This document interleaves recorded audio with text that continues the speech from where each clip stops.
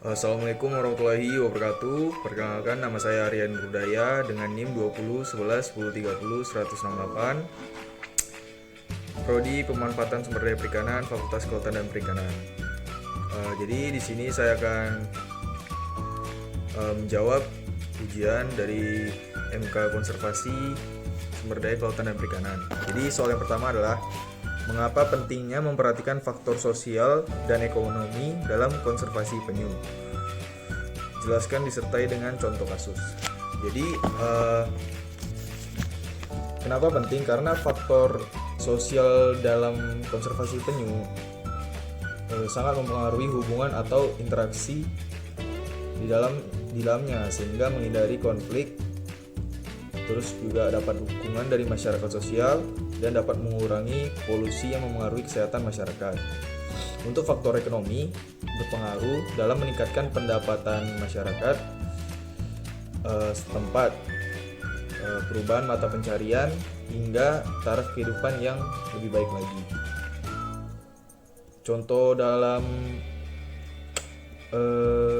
faktor ekonomi itu kasusnya seorang informan berinisial TH mengalami perubahan pendapatan setelah adanya wisata penangkaran penyu dari 1,5 juta menjadi 3 juta.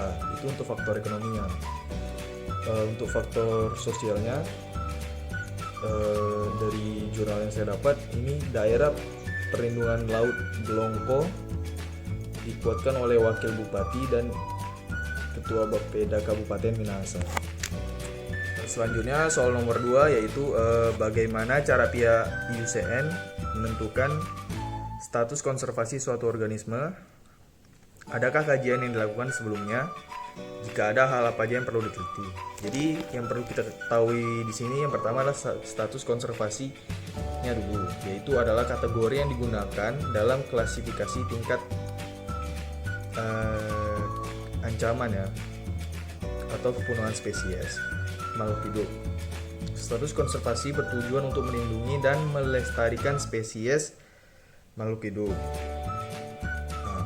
Terus untuk IUCN Red List of Threatened Species adalah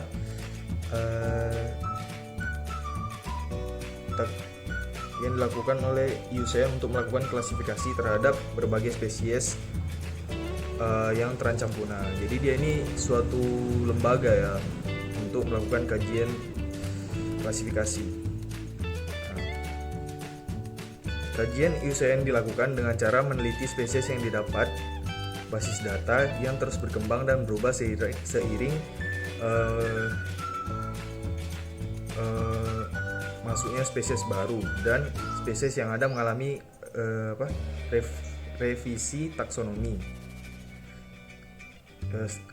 IUCN ini sendiri setidaknya diperbarui 2 kali dalam setahun. Selanjutnya itu adalah soal nomor 3, yaitu apa yang dimaksud dengan status konservasi not evaluate dan list concern. Mengapa status ini bisa muncul dan faktor apa saja yang memengaruhinya. Jadi yang perlu kita ketahui yang pertama itu adalah status not evaluate. Evaluate adalah kategori status yang tidak dievaluasi berdasarkan kriteria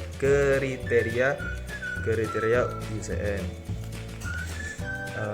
Dan untuk list concern adalah kategori untuk spesies yang telah dievaluasi namun tidak masuk dalam kategori manapun dari 9 kategori yang dikeluarkan oleh IUCN. Adapun faktor yang memengaruhinya yaitu adalah eksploitasi yang berlebihan, kerusakan ekosistem, dan sulitnya reproduksi oleh spesies itu sendiri. Selanjutnya adalah soal nomor 4, yaitu ketika Anda ditunjuk sebagai ahli dalam penentuan zona konservasi, komponen apa saja yang akan Anda pertimbangkan dalam memetakan zona konservasi suatu kawasan? Tim apa saja yang akan Anda rekrut? Penelitian apa saja yang akan Anda lakukan?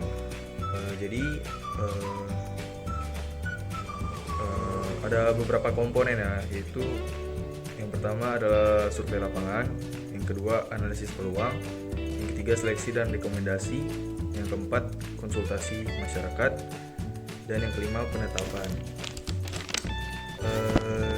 Adapun cara kita dalam memetakannya itu memetakan potensi target konservasi, kemudian menentukan prioritas target konservasi. Yang ketiga, menghitung luas habitat prioritas target konservasi, kemudian menentukan luas zona sesuai kebutuhan.